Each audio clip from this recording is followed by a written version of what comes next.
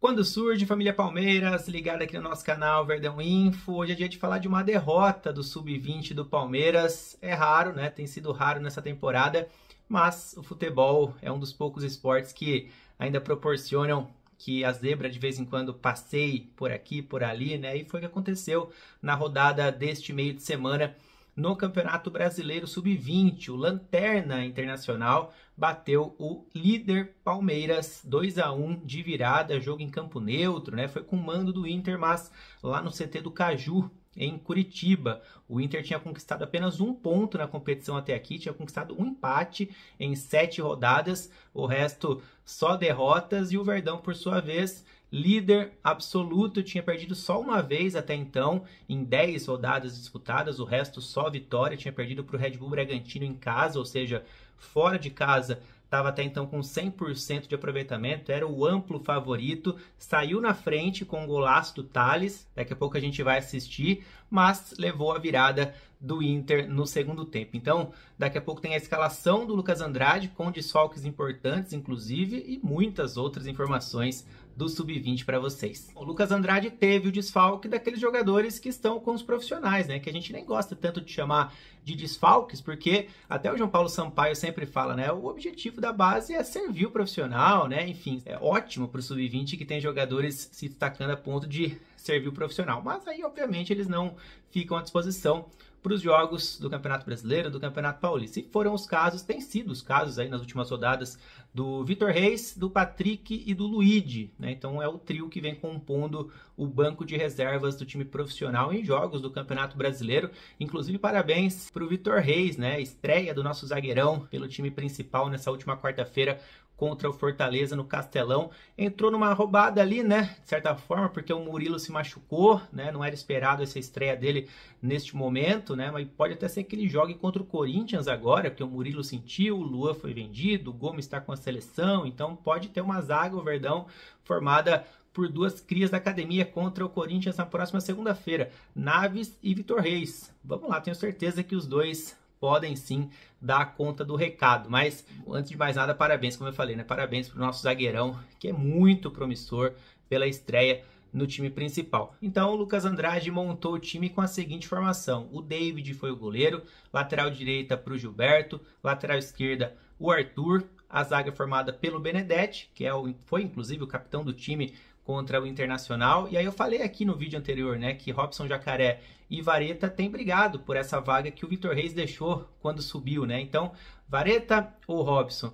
O Lucas Andrade escalou os dois, né? Porque o Robson Jacaré foi pro meio com a camisa 5, ou seja, foi o substituto do Patrick, no caso, e o Vareta aí sim jogou na zaga ao lado do Benedetti. Então, Vareta e Benedetti na zaga, no meio Robson ao lado do Rafael Coutinho na volância, e o quarteto de frente, Alain, Tales, Sorriso e Riquelme Felipe. Então, sim, o Sorriso foi substituto ali do Luigi, se bem que o Luigi nas últimas rodadas não vinha sendo titular absoluto ali, né? De vez em quando jogava o Ednei, por exemplo. O Ednei jogou contra a Portuguesa de Santista pelo Paulista no último final de semana, dessa vez ficou no banco. Quem jogou foi o Sorriso, que inclusive, até como eu falei já agora há pouco não, no vídeo anterior, que tá com um contrato prestes a se encerrar, contrato de empréstimo, né? No próximo mês, no final de julho, se encerra o contrato de empréstimo do Sorriso junto ao Atlético Guaratinguetá. Então, tenho certeza que nosso atacante vai ficando na expectativa para ver se o Verdão vai renovar com ele ou se vai comprá-lo. Bom, vamos lá mostrar o golaço do Tales, né? No primeiro tempo, o Verdão abriu o placar, ó, ele pegou a bola lá perto do escanteio, deu uma caneta no adversário, invadiu a área, bateu forte e abriu o placar com um golaço lá em Curitiba. O Tales é o artilheiro máximo do Campeonato Brasileiro Sub-20, agora com 9 bolas na rede, é o artilheiro máximo do Verdão nessa temporada também, tá jogando muita bola, sinceramente não entendo porque ainda não foi alçado aos profissionais, vem jogando mais bola que o Luigi, por exemplo, né?